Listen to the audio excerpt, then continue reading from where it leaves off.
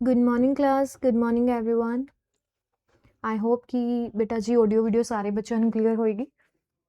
So I hope कि तुसी एक शॉर्ट वीडियो भी देख ली होएगी जिंदे विच आपां कॉम्प्रीहेंशन ਨੂੰ सॉल्व किवें करना है उनके बारे ही दस्सिया है।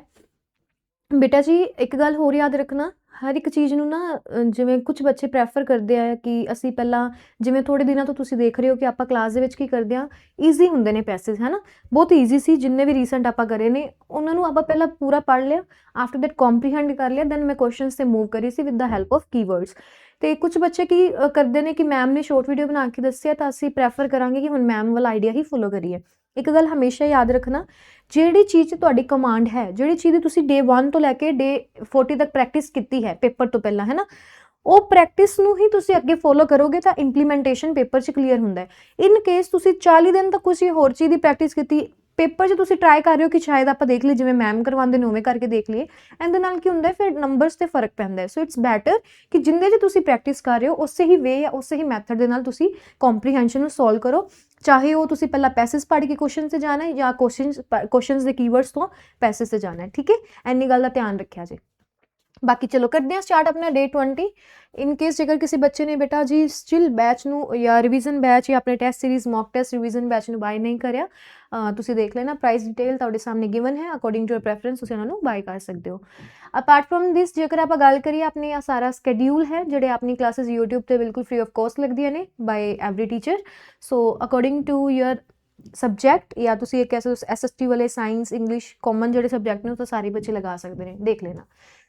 ਅੱਜ ਵਾਲਾ ਪੈਸੇਜ ਹੈ ਥੋੜਾ ਜਿਹਾ ਟ੍ਰਿਕੀ ਕਹਿ ਸਕਦੇ ਆ, ਨੋ ਡਾਊਟ ਈਜ਼ੀ ਹੈ ਬਟ ਇੱਕ ਵਾਰੀ ਤੁਹਾਨੂੰ ਇਹਦੇ ਬਾਰੇ ਪੜ੍ਹਨਾ ਪਏਗਾ। ਸੋ ਹੁਣ ਤੁਸੀਂ ਮੈਨੂੰ ਜਲਦੀ ਇੱਕ ਵਾਰੀ ਦੱਸ ਦਿਓ, ਜਾਂ ਤਾਂ ਆਪਾਂ ਪੈਸੇਜ ਤੋਂ ਕੁਐਸਚਨਸ ਪੜ੍ਹਨੇ ਆ ਜਾਂ ਕੁਐਸਚਨਸ ਤੋਂ ਪੈਸੇਜ ਪੜ੍ਹਨੇ ਆ।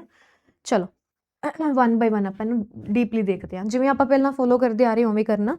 ਬਟ ਇੱਕ ਗੱਲ ਹੋਰ ਯਾਦ ਰੱਖਣਾ, ਜਿੰਨੇ ਵੀ ਆਪਣੇ ਟੀਚਰਸ ਨੇ ਜ਼ਿਆਦਾਤਰ ਉਹ ਕੀ ਪ੍ਰੈਫਰ ਕਰਦੇ ਨੇ ਕਿ ਬੱਚਿਆਂ ਨੂੰ ਪਹਿਲਾਂ ਕੁਐਸਚਨਸ ਤੇ ਕੀਵਰਡਸ ਨੂੰ ਹਾਈਲਾਈਟ ਕਰਵਾ ਕੇ ਦੈਨ ਤੁਸੀਂ ਪੈਸੇਜ ਤੇ ਮੂਵ ਕਰਵਾਉਂਦੇ ਹੋ। ਮੈਂ ਬੇਟਾ ਫਿਰ ਕਹਿ ਰਹੀ ਹਾਂ, ਜਿੰਦੀ ਜਿਵੇਂ ਪ੍ਰੈਫਰੈਂਸ ਹੈ ਅਕੋਰਡਿੰਗ ਟੂ ਪ੍ਰੈਫਰੈਂਸ ਕਰ ਲੈਣਾ।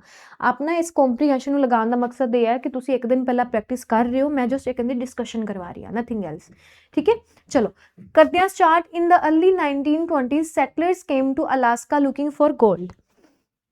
ਠੀਕ ਹੈ, 1920 ਦੇ ਸ਼ੁਰੂਆਤੀ ਜੇਕਰ ਦਿਨਾਂ ਦੀ ਗੱਲ ਕਰੀਏ ਤਾਂ ਕਹਿ ਰਹੇ ਨੇ ਕਿ ਸੋਨਾ ਲੱਭਣ ਦੇ ਲਈ ਅਲਾਸਕਾ ਦੇ ਵਿੱਚ ਕੁਝ ਲੋਕ ਆਏ ਸੀ। They travel by boat of the coastal towns of Seward and Nick and from there by land into the gold fields. ਜਿਵੇਂ ਤੁਸੀਂ ਦੇਖਿਆ ਹੋਏਗਾ ਜਹਾਜ਼ ਦੇ ਰਾਹੀਂ, ਦੇਖਿਆ ਤਾਂ ਨਹੀਂ ਚਲੋ ਸੁਣਿਆ ਹੀ ਹੋਏਗਾ ਸਟੋਰੀ, ਤੁਸੀਂ ਪਹਿਲਾਂ ਵੀ ਸੁਣਿਆ ਹੋਏਗੀ, ਆਪਾਂ ਕਰਵਾਈ ਹੋਈ ਆਈ ਥਿੰਕ ਪੇਡ ਬੈਚ ਵਿੱਚ। ਉਹ ਕਹਿ ਰਹੇ ਨੇ ਕਿ ਬੋਟ ਦੀ ਮਦਦ ਦੇ ਨਾਲ ਜਾਂ ਜਹਾਜ਼ ਦੀ ਮਦਦ ਦੇ ਨਾਲ ਜਿਹੜੇ ਆਪਣੇ ਕੋਸਟਲ ਟਾਊਨਸ ਹੈਗੇ ਸੀ ਉੱਥੇ ਪਹੁੰਚੇ।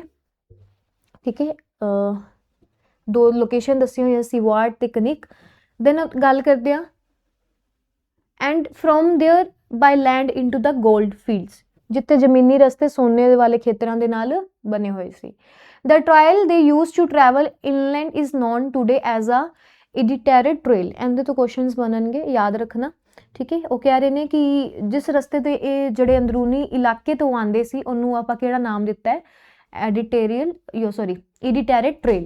One of the national historic trails designated by the Congress of the United States, the Iditarod trail quickly became a major thoroughfare in Alaska as the mail of supplies were carried across the trail. People also used it to get from place to place, included the priests, ministers and judges। ਹੁਣ ਕਿੰਦੀ ਗੱਲ ਹੋ ਰਹੀ ਹੈ ਇਹਦੇ ਬਾਰੇ ਧਿਆਨ ਨਾਲ ਦੇਖੋ।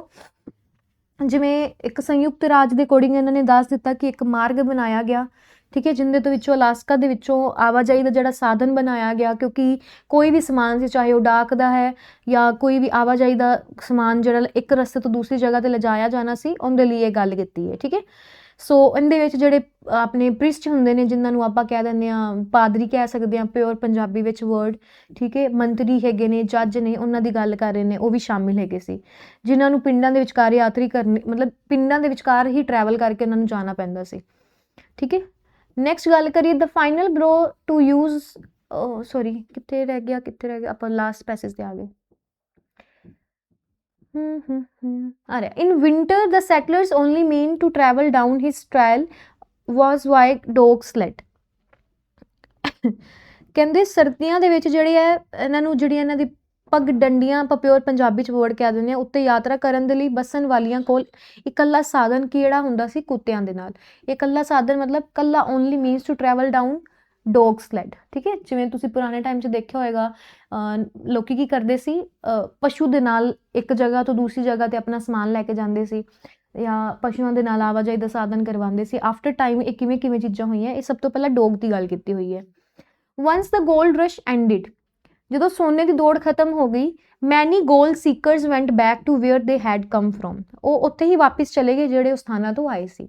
And suddenly there was much less travel on the editorial trail, then ਉਹ ਜਿਹੜਾ ਇਹਨਾਂ ਨੇ ਐਡੀਟੋਰੀਅਲ ਟ੍ਰੇਲ ਬਣਾਇਆ ਸੀ, ਉੱਥੋਂ ਦੀ ਜਿਹੜੀ ਆਵਾਜਾਈ ਸੀ, ਯਾਤਰਾ ਸੀ, ਉਹ ਬਹੁਤ ਘੱਟ ਗਈ। The introduction of airplane in late 1920s meant dog terms were no longer the standard mode of transportation। Then ਉਹ ਕਹਿ ਰਹੇ ਨੇ ਕਿ 1920 ਦੇ ਆਖਰੀ ਦਹਾਕੇ ਦੇ ਵਿੱਚ ਜਿਹੜੇ ਹਵਾਈ ਜਹਾਜ਼ ਦੇ ਆਉਣ ਵਾਲੇ ਸੀ, ਕੁੱਤਿਆਂ ਵਾਲੀ ਟੀਮਾਂ ਸੀ, ਆਵਾਜਾਈ ਦਾ ਮੁੱਖ ਸਾਧਨ ਉੱਥੇ ਨਹੀਂ ਰਹੀਆਂ। ਦੈਨ ਗੱਲ ਕਰੀਏ ਜਦੋਂ ਵੀ ਹਵਾਈ ਜਹਾਜ਼, ਜਾਂ ਇੱਥੋਂ ਲਿਖਿਆ ਹੋਇਆ, and of course with the airplane carrying with the mail of supplies there was less need of land travel in general। ਜਦੋਂ ਐਰੋਪਲੇਨ ਹੀ ਬਣ ਗਈ ਹੈ ਨਾ, ਫਿਰ ਸਿੱਧਾ ਹੀ ਟਰੈਵਲ ਕਰ ਲੈਂਦੇ ਸੀ ਉੱਪਰੋਂ ਹੀ। ਫਿਰ ਜਿਹੜੇ ਨਾਰਮਲ ਟਰਾਂਸਪੋਰਟੇਸ਼ਨ ਹੈ, ਜਾਂ ਜਿਹੜੇ ਵੀ ਇਹਨਾਂ ਨੇ ਕੁੱਤਿਆਂ ਦੀ ਗੱਲ ਕੀਤੀ ਹੈ, ਰੋਡ ਦਾ ਘੱਟ ਤੋਂ ਘੱਟ ਯੂਜ਼ ਕਰਦੇ ਸੀ। ਉਹਨਾਂ ਨੇ ਕਿਹਾ land travel in general.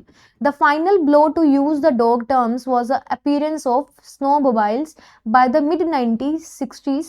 most Alaskas did not even know the editorial trail existed। ਉਹਨਾਂ ਨੂੰ ਇਹ ਵੀ ਨਹੀਂ ਪਤਾ ਸੀ ਕਿ ਐਵੇਂ ਦੀ ਚੀਜ਼ ਕੋਈ ਐਗਜ਼ਿਸਟ ਵੀ ਕਰਦੀ ਹੈ। ਔਰ that dog terms had played a crucial role in Alaska's early settlement। ਉਹ ਇਹ ਕਹਿ ਰਹੇ ਨੇ ਕਿ ਅਲਾਸਕਾ ਦੇ ਜਦੋਂ ਸੈਟਲਮੈਂਟ ਕਰਨੀ ਸੀ, ਉਹਦੇ ਵਿੱਚ ਜਿਹੜਾ ਇੰਪੋਰਟੈਂਟ ਰੋਲ ਬਣਾਇਆ ਸੀ, ਉਹ ਡੋਗ ਨੇ ਬਣਾਇਆ ਸੀ। ਇਨ ਸ਼ੋਰਟ, ਮੈਂ ਨੋਰਮਲ ਪੰਜਾਬੀ 'ਚ ਵੀ ਗੱਲ ਕਰਾਂ ਤਾਂ ਇਟ ਮੀਨਸ ਜਿਵੇਂ ਪੁਰਾਣੇ ਟਾਈਮ ਦੇ ਵਿੱਚ ਡੋਗ ਦੇ ਉੱਪਰ ਸਮਾਨ ਰੱਖ ਕੇ ਇੱਕ ਜਗ੍ਹਾ ਤੋਂ ਦੂਸਰੀ ਜਗ੍ਹਾ 'ਤੇ ਲੈ ਕੇ ਜਾਣਾ। ਉਹਨਾਂ ਨੇ ਇੱਥੇ ਜਿਹੜੀ ਮੇਨ ਸਪੈਸੀਫਿਕ ਜਗ੍ਹਾ ਦੀ ਗੱਲ ਕੀਤੀ, that is the editorial trail, ਠੀਕ ਹੈ। ਜਿਵੇਂ ਇੱਕ ਖੂਫੀਆ ਰਸਤਾ ਹੁੰਦਾ ਹੈ ਜਿੱਥੋਂ ਭੂਤਾਂ ਬਾਤਾਂ ਦਾ, ਅੱਗੇ ਸਾਰਾ ਤੁਸੀਂ ਪੜ੍ਹੋਗੇ, ਇਹਦੇ ਵਿੱਚ ਕਾਫੀ ਅੱਛਾ ਹੈ, ਠੀਕ ਹੈ। ਅਤੇ ਦੈਨ ਉਹ ਕੀ ਕਹਿੰਦੇ, ਜਦੋਂ ਐਰੋਪਲੇਨ ਆ ਗਏ, ਜਾਂ ਜਦੋਂ ਤੁਸੀਂ ਉਹਦਾ ਸਾਧਨ ਦਾ ਸਹਾਰਾ ਲੈਣ ਲੱਗ ਪਏ, ਤਾਂ ਉਸ ਤੋਂ ਬਾਅਦ ਇਹ ਚੀਜ਼ਾਂ ਕੀ ਹੈ, ਐਂ ਲੱਗਿਆ ਕਿ ਐਗਜ਼ਿਸਟ ਹੀ ਨਹੀਂ ਕਰਦੀਆਂ। ਕਲੀਅਰ ਹੈ। ਨੈਕਸਟ ਆਪਾਂ ਗੱਲ ਕਰਦੇ ਹਾਂ ਡੋਰਥਰੇ ਜੀ ਪੈਜੇ, ਜਾਂ ਜੋ ਵੀ ਇਹਦੀ ਪ੍ਰੋਨਾਂਸੀਏਸ਼ਨ ਹੈ, page. A self made historian recognise how few people know about the former use of sled dogs as a walking animals and about the editorial trail's role in Alaska colorful history। ਮਤਲਬ ਕੁਝ ਕੁ ਲੋਕਾਂ ਨੂੰ ਹੀ ਪਤਾ ਸੀ, ਕੁਝ ਮਤਲਬ maximum ਲੋਕਾਂ ਨੂੰ ਪਤਾ ਹੀ ਨਹੀਂ ਹੁੰਦਾ ਸੀ ਕਿ ਸਲੈਡ ਡੌਗਸ ਹੁੰਦੇ ਸੀ ਜਿਹੜੇ ਤੁਹਾਡੇ ਕੰਮ ਕਰਨ 'ਚ ਮਦਦ ਕਰਦੇ ਸੀ, ਠੀਕ ਹੈ। ਅਲਾਸਕਾ ਦੀ ਕਲਰਫੁਲ ਹਿਸਟਰੀ ਕੀ ਸੀ, ਜਿਹਦੇ ਵਿੱਚ ਆਪਾਂ ਗੱਲ ਕਰੀਏ ਐਡੀਟੋਰੀਅਲ ਟ੍ਰੇਲ ਦੀ। To raise awareness about this aspect of Alaska history, ਜਦੋਂ ਵੀ ਇਹਦੇ ਬਾਰੇ ਅਵੇਅਰਨੈਸ ਜਾਗੀ ਜਾਂ ਲੋਕਾਂ ਨੂੰ ਪਤਾ ਚੱਲਣ ਲੱਗਿਆ, she came up with the idea to have a dog sled race over the editorial trail. Then ਉਹ ਜਿਹੜੇ ਕੁੱਤੇ ਸੀ ਉਹਨਾਂ ਦੀ ਰੇਸ ਕਰਵਾਉਣ ਬਾਰੇ ਸੋਚਣ ਲੱਗ ਪਏ। She presented her idea to an enthusiastic musher. Enthusiastic ਹੁੰਦਾ ਲਾਈਕ ਤੁਸੀਂ ਕੋਈ ਕੰਮ ਪ੍ਰੋਪਰ ਇੰਜੋਏ ਹੋ ਕੇ ਬੜੇ ਐਕਸਾਈਟਮੈਂਟ ਦੇ ਨਾਲ, ਪ੍ਰੋਪਰ ਖੁਸ਼ੀ ਦੇ ਨਾਲ ਕਰ ਰਹੇ ਹੋ। As dog sled drivers are known, ਜਦੋਂ ਉਹਨਾਂ ਨੂੰ ਪਤਾ ਚੱਲਿਆ, ਜਿਵੇਂ ਆਪਾਂ ਘਰ ਵਿੱਚ ਕੋਈ ਪਸ਼ੂ ਰੱਖ ਦਈਏ, ਸਪੋਜ਼ ਜਿਵੇਂ ਲੋਕਾਂ ਘਰੇ ਹੁਣ, ਵੈਸੇ ਗੱਲ ਬੜੀ ਵੀਅਰਡ ਜੀ ਹੈ, ਤੁਸੀਂ ਕਹੋਗੇ ਮੈਂ ਮਾਂ ਕੀ ਬੋਲੀ ਜਾਂਦੇ ਹੋ, ਘਰੇ ਗਾਵਾਂ ਹੁੰਦੀਆਂ ਨੇ, ਮੱਝਾਂ ਹੁੰਦੀਆਂ ਨੇ, ਹੈ ਨਾ। ਜੇਕਰ ਉਹਨਾਂ ਦੀ ਰੇਸ ਰਖਵਾ ਦਈਏ, ਤੁਹਾਨੂੰ ਖੁਸ਼ੀ ਹੋਏਗੀ ਕਿਉਂਕਿ ਇਨਾਮ ਮਿਲੇਗਾ, ਜੇਕਰ 50,000 ਦਾ ਨਾਮ ਅਨਾਊਂਸ ਕਰ ਦਿੱਤਾ। ਇਨ ਸ਼ੋਰਟ, ਕੈਟ ਵੀ ਤੁਸੀਂ ਦੇਖਿਓ, ਮਿਸਟਰ ਬੀਮ ਦੇਖਦੇ ਸੀ ਛੋਟੇ ਹੁੰਦੇ, ਹੈ ਨਾ, ਉਹਦੇ ਵਿੱਚ ਆਈ ਥਿੰਕ ਡੋਗਸ ਵਾਲੀ ਹੀ ਰੇਸ ਕਰਵਾਈ ਜਾਂਦੀ ਸੀ, ਜਿਹੜਾ ਸਭ ਤੋਂ ਸਲੋ ਡੋਗ ਰਨਿੰਗ ਕਰੇਗਾ ਜਾਂ ਫਾਸਟ ਵਾਲੀ। ਸੋ ਕਹਿੰਦੇ ਉਹਨਾਂ ਨੂੰ ਬੜੀ ਖੁਸ਼ੀ ਹੋਈ ਜਦੋਂ ਉਹਨਾਂ ਨੂੰ ਪਤਾ ਚੱਲਿਆ। Name the Joe Redington sir soon the Pages and the Redingtons were working together to promote the idea of the, ਉਹਨਾਂ ਨੇ ਪ੍ਰਮੋਟ ਕਰਿਆ, ਇਸ ਚੀਜ਼ ਨੂੰ ਅੱਗੇ ਵਧਾਇਆ। Many people work to make the first editorial trail sled dog raced a reality in 17s। The Aurora Dog Commercials Club along with the man from the adult camp in Sultan helped clear years of overgrowth from the first 9 miles of the। ਹੁਣ ਇੱਥੇ just ਇਹਨਾਂ ਨੇ ਦੱਸਿਆ ਹੈ ਕਿ ਇੰਨੀ race ਜਿੱਤੇ ਤੇ ਇੰਨੇ ਪ੍ਰਾਈਜ਼ ਮਿਲਿਆ, ਠੀਕ ਹੈ। ਰੇਸ ਦਾ ਇੰਟਰਸਟ ਦੱਸਿਆ ਉਹਨਾਂ ਨੇ, ਸ਼ੋਰਟ ਰੇਸ ਦੱਸਿਆ ਅਪਰੋਕਸੀਮੇਟ 27 ਮਾਈਲ ਲੌਂਗ ਹੁੰਦੀ ਹੈ। ਇਹ ਨੋਰਮਲ ਜੀ ਚੀਜ਼ਾਂ ਨੇ, ਇਹ ਆਪਾਂ ਫੈਕਟ ਬੇਸ ਚੀਜ਼ਾਂ ਨੂੰ ਪੜ੍ਹਨਾ ਹੀ ਨਹੀਂ। ਆਫਟਰ ਦੀਸ ਫਸਟ 2 ਸਕਸੈਸਫੁਲ ਰੇਸ, ਜਦੋਂ ਤੁਹਾਨੂੰ ਨੂੰ ਪਤਾ ਲੱਗਿਆ ਕਿ 2 ਸਕਸੈਸਫੁਲ ਰੇਸ ਹੋ ਚੁੱਕੀਆਂ ਨੇ, the goal was to lengthen the race a little further to the ghost town of. ਹੁਣ ਉਹ ਕਹਿ ਰਹੇ ਨੇ ਕਿ ਜਦੋਂ ਪਤਾ ਚੱਲਿਆ ਕਿ 2 ਸਕਸੈਸਫੁਲ ਰੇਸ ਹੋ ਗਈਆਂ, ਦੈਨ ਉਹ ਕਹਿੰਦੇ ਗੋਸਟ ਟਾਊਨ ਆਫ ਐਡੀਟੋਰੀਅਲ ਬਾਈ 1913 ਵੀ ਅਸੀਂ ਇੱਕ ਰੇਸ ਰਖਵਾਉਣ ਦਾ ਸੋਚਿਆ। ਹਾਊਐਵਰ ਮੈਂ ਫਿਰ ਕਹਿ ਰਹੀ ਐਵੇਂ ਦੇ ਵਰਡਸ ਨੂੰ ਧਿਆਨ 'ਚ ਰੱਖਣਾ ਹੈ। ਸਮ ਟਾਈਮ ਦੇ ਅੰਦਰ ਲੋਕੇਸ਼ਨ 'ਚ ਆਂਸਰ ਇੱਥੇ ਪਿਆ ਹੁੰਦਾ ਹੈ, ਬਟ ਹਾਊਐਵਰ ਦੇ ਨਾਲ ਸਾਰੀ ਸੈਂਸ ਚੇਂਜ ਹੋ ਜਾਂਦੀ ਹੈ। ਜਿਵੇਂ ਮੈਂ ਕਹਾਂ ਕਿ ਮੈਂ ਬਹੁਤ ਇੰਟੈਲੀਜੈਂਟ ਹਾਂ, ਹੈ ਨਾ, ਹਾਊਐਵਰ ਮੈਂ ਕਈ ਜਗ੍ਹਾ ਤੇ ਗਲਤੀ ਕਰ ਲੈਂਦੀ ਹਾਂ। ਹਾਊਐਵਰ ਦਾ ਮਤਲਬ ਫਿਰ ਵੀ, ਜਾਂ ਬਟ ਲਗਾਉਂਦੇ ਨਾ ਉਹਦੀ ਤਰ੍ਹਾਂ। However, in 1972, the US Army reopened the trail as a winter exercise, and so in 1973, the decision was made to take the race all the way to the city, norm over 1000 miles. ਤਾਂ ਇਹਨਾਂ ਨੇ decide ਕੀਤਾ ਕਿ ਆਪਾਂ ਇੱਥੇ race conduct ਕਰਵਾਵਾਂਗੇ। There were many who believed it could not be done and that it was crazy to send a bunch of mushers out into the vast. ਉਹਨੇ ਕਹਿ ਰਹੇ ਨੇ, ਕੁਛ ਇਹ ਵੀ ਕਹਿੰਦੇ ਪਏ ਸੀਗੇ ਇਸ ਜਗ੍ਹਾ ਤੇ ਇੰਨੇ ਸਾਰੇ ਲੈ ਕੇ ਜਾਣਾ difficult ਹੋ ਜਾਏਗਾ, but the race went, ਫਿਰ ਵੀ ਹੋਈ। By mushers finished that year and the date over 400 people have completed it. ਫਿਰ ਵੀ ਦੇਖੋ ਉਹਨਾਂ ਨੇ ਇੱਕ ਵਾਰੀ ਕਿਹਾ ਸੀ ਕਿ ਇਹ this is not a good idea, but after all as a ਵਧੀਆ ਰਿਜ਼ਲਟ ਨਿਕਲ ਕੇ ਆਇਆ। ਆਈ ਹੋਪ ਕਿ ਇੰਨੀ ਗੱਲ ਕਲੀਅਰ ਹੋ ਗਈ ਹੋਏਗੀ। ਥੋੜਾ ਕੰਪਲਿਕੇਟਡ ਸੀ ਵਰਡ, ਥੋੜੇ terms difficult C, but sense easy C. Clear ਹੈ ਬੇਟਾ? ਚਲੋ ਕੁਐਸਚਨ ਨੰਬਰ 1 ਦਾ ਆਨਸਰ ਕਰੋ। Question number 1,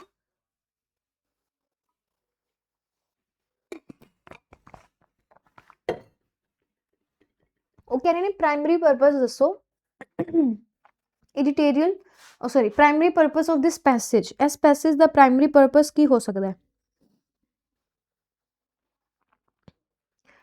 recount the history of editorial trail and the race that memorize ਜਾਂ memorialized it, ਮਤਲਬ ਜਿਹਨੂੰ ਦੁਨੀਆ ਦੁਬਾਰਾ ਤੋਂ ਯਾਦ ਕਰੇਗੀ। ਇਹ ਤਾਂ ਆਪਾਂ ਲਾਈਨ ਪੜ੍ਹ ਕੇ ਆਏ ਹਾਂ, ਆਈ ਥਿੰਕ ਥਰਡ ਪੈਸੇਜ 'ਚ ਵੀ ਪੜ੍ਹਿਆ ਸੀ, ਫਸਟ ਪੈਸੇਜ 'ਚ ਵੀ ਪੜ੍ਹਿਆ ਸੀ ਕਿ ਜਿਹਨੂੰ ਦੁਬਾਰਾ ਤੋਂ ਦੁਨੀਆ ਯਾਦ ਕਰੇਗੀ। ਡਿਸਕ੍ਰਾਈਬ ਦਾ obstacles। obstacles ਬੇਟਾ ਹੁੰਦੀਆਂ ਨੇ ਰੁਕਾਵਟਾਂ। ਹੁਣ ਰੁਕਾਵਟਾਂ ਦੀ ਜ਼ਿਆਦਾਤਰ ਗੱਲ ਉਹਨਾਂ ਨੇ ਕੀਤੀ ਕਿ ਆਹ ਰੁਕਾਵਟ ਆਈ, ਠੀਕ ਹੈ। Involved in the founding the editorial race.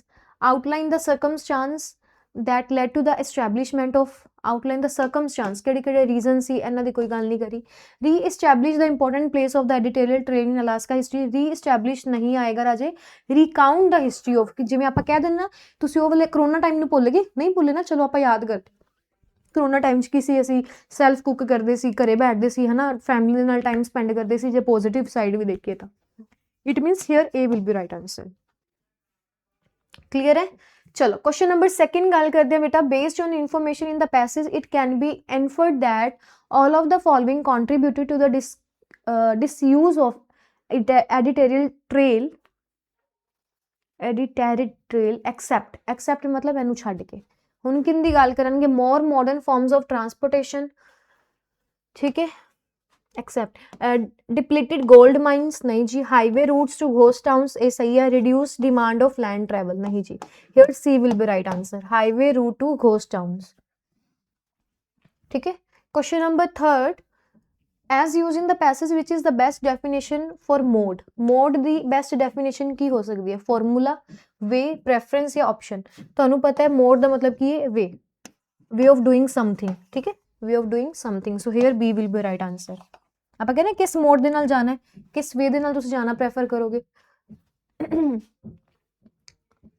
ਜਾਂ ਤੁਸੀਂ ਇਹ ਵੀ ਸੁਣਿਆ ਹੋਏਗਾ ਆਨਲਾਈਨ ਮੋਡ ਤੁਸੀਂ ਪ੍ਰੈਫਰ ਕਰਦੇ ਹੋ ਪੜ੍ਹਨਾ ਜਾਂ ਫਿਰ ਆਫਲਾਈਨ। ਇਟ ਮੀਨਸ ਤੁਸੀਂ ਕਿਹੜੇ ਵੇ ਦੇ ਨਾਲ ਪੜੋਗੇ, ਆਨਲਾਈਨ ਵੇ ਜਾਂ ਆਫਲਾਈਨ। ਸੋ ਬੇਟਾ ਐਜ਼ ਯੂ ਆਲਰੇਡੀ ਨੋ ਕਿ ਆਪਣਾ ਹੈ ਨਾ, I think Sunday lecture deliver ਹੋਏਗਾ। ਸੋ ਇਹ ਮੌਕ ਟੈਸਟ ਹੋ ਚੁੱਕਿਆ ਹੈ। ਬਾਕੀ ਕੰਬੋਸੈਟਸ ਤੁਹਾਡੇ ਲਈ ਫਿਰ ਵੀ ਅਵੇਲੇਬਲ ਹੈ ਬੇਟਾ, ਤੁਸੀਂ ਦੇਖ ਲੈਣਾ। ਚਲੋ question number 4, based on the information in the passage, based on the information in the passage it can be inferred that the US Army reopened the editorial trail in 1972. more people could complete in the editorial, the mushers had to get permission from the US Army to hold the race। I think ਹੁਣੇ ਆਪਾਂ ਪੜ੍ਹ ਕੇ ਆਏ ਹਾਂ, ਬਹੁਤ easy ਹੈ। the trail was cleared all the way to Nome, या फिर the editorial race become the season army competition। US army. ਹੁਣ ਚਲੋ ਇਨ ਕੇਸ ਜੇਕਰ ਕਿਸੇ ਬੱਚੇ ਨੂੰ ਐਵੇਂ ਲੱਗਦਾ ਕਿ ਮੈਮ ਮੈਨੂੰ ਕੰਪਰੀਹੈਂਸ਼ਨ ਭੁੱਲ ਗਿਆ, ਤਾਂ ਤੁਸੀਂ ਆਹ ਵਾਲੀ ਲੋਕੇਸ਼ਨ 'ਚ ਫਾਈਂਡ ਆਊਟ ਕਰਨਾ, US ਆਰਮੀ ਰੀਓਪਨ ਦਾ ਐਡੀਟੋਰੀਅਲ ਟੇਲ। ਹੁਣ ਜਦੋਂ ਵੀ ਮੈਂਸ਼ਨ ਕੀਤਾ ਹੋਵੇ ਕੋਈ ਨੰਬਰ, ਉਦੋਂ ਈਜ਼ੀ ਲੱਭਿਆ ਜਾਂਦਾ। 1972 ਜਾ ਕੇ ਦੇਖੋ ਕਿੱਥੇ ਲਿਖਿਆ ਹੋਇਆ